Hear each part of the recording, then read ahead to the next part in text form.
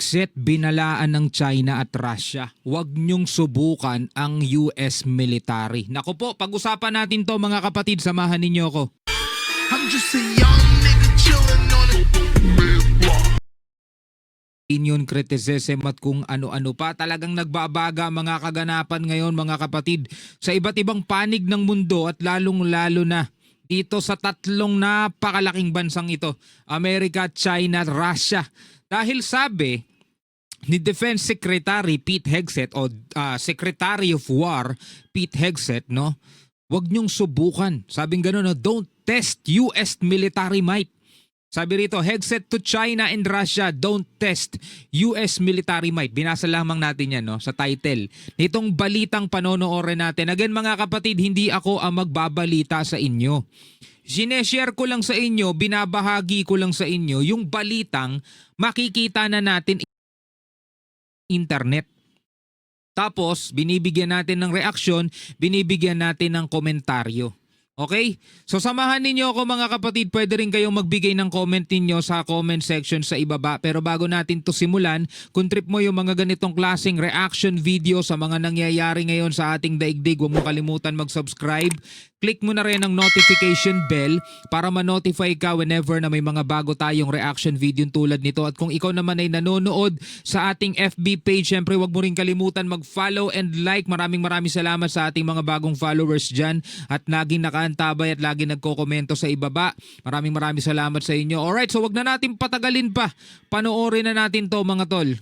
And in a stern warning to China and Russia, US Secretary of War Pete Hegseth said that the US is rebuilding military dominance to a level so absolute that its enemies would not dare to test it.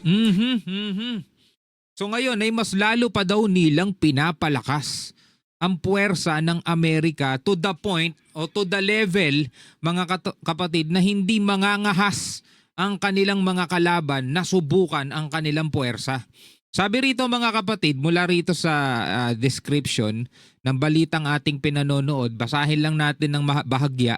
Defense Secretary Pete Hegseth delivers direct warning. Direktang warning to China and Russia after flawless Venezuelan Operation Nabing Maduro. Military dominance is back.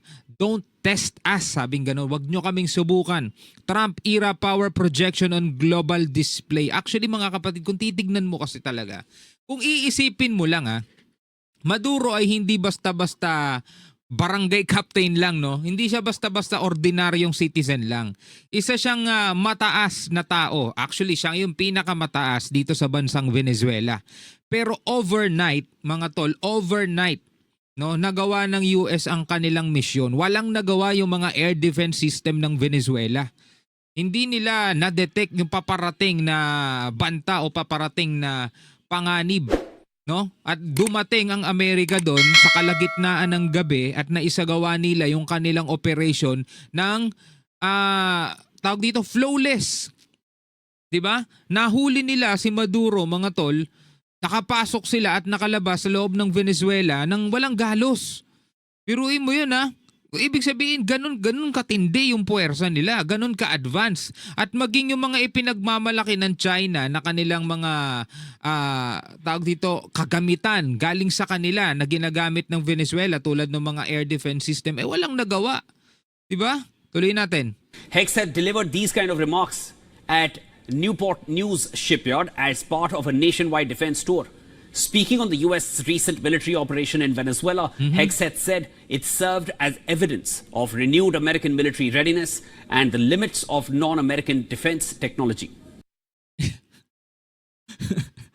Nadamay tuloy ulit yung Russia. Sabing ganun mga tol, no? Ito'y isang ebidensya o patunay kung gaano sila kalakas at kung gaano kalimitado lang yung kakayanan ng mga kagamitan na gawa ng ibang bansa. No, balikan natin mga kapatid yung sinabi. Hindi man niya sinabi direkta no mga tol, pero alam naman natin kung ano yung mga kagamitang tinutukoy niya, which is lahat yun mga Chinese made. Actually meron ding mga galing sa Russia na ginagamit dito sa Venezuela. Pero lahat yun mga tol walang nagawa.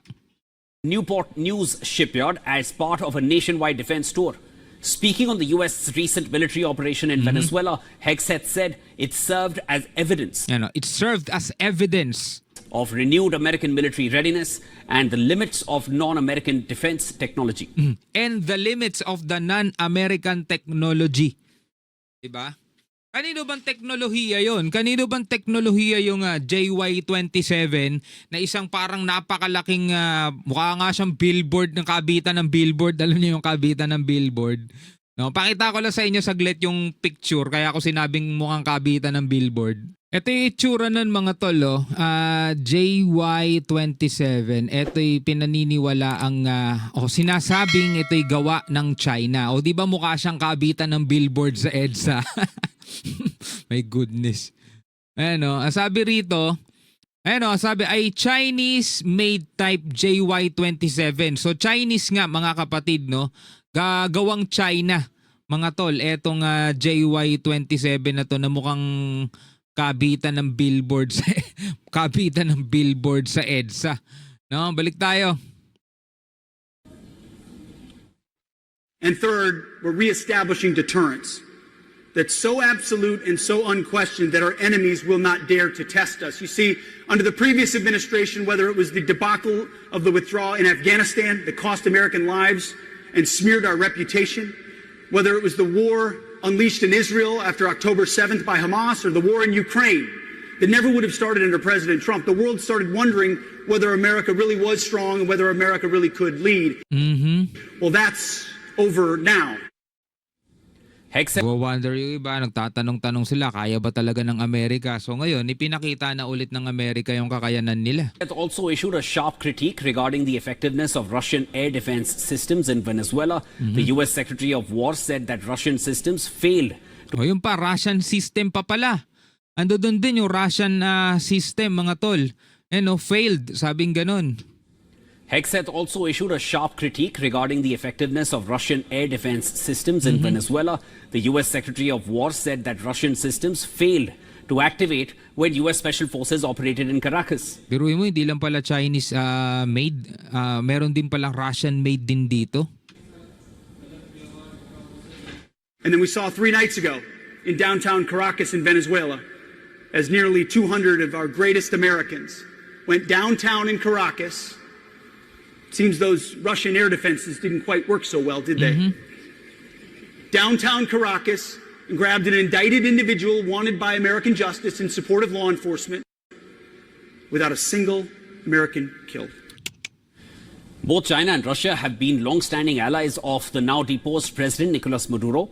The capture of Maduro and his wife by U.S. military forces prompted strong reactions from Moscow and Beijing, with both Matagal na. sides condemning U.S. actions and calling for Maduro's immediate release. No, calling for Maduro's immediate release kasi nga allied ng China at saka ng Russia etong Venezuela. Kaya kinukundina ng Russia, kinukundina ng China etong pag-atake, pagsalakay ng Amerika dito sa Venezuela. How ironic mga tol na sinasabi ng China na nilalabag ng Amerika ang international law sa ginawa nilang pagsalakay dito sa Venezuela. Ganon din ang North Korea mga tol. Bumoboka rin yun, di ba? Pero tignan nyo, kailan ba nila mga tol kinundina ang Russia sa pagsalakay sa Ukraine? O, di ba North Korea mga tol, sinasabi ng North Korea na mali daw ang ginawa ng US sa pagsalakay dito sa Venezuela. Pero tignan nyo naman sila, nagpadala pa na sundalo sa Russia laban sa Ukraine. Di ba ganun din ang ginagawa ng Russia sa Ukraine mga tol? Sinasalakay din nila at gustong kuhanin ng Russia yung ilang teritoryo ng Ukraine. Anong pinagkaiba nun?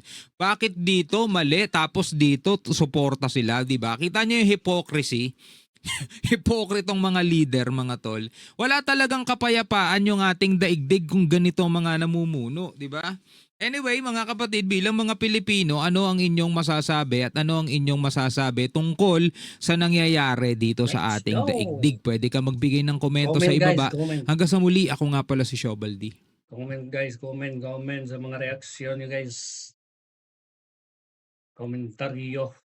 Let's go guys. Thank you for watching guys. React lang tayo sa mga guys, mga video na ina-upload ni Shubalday. Thank you guys.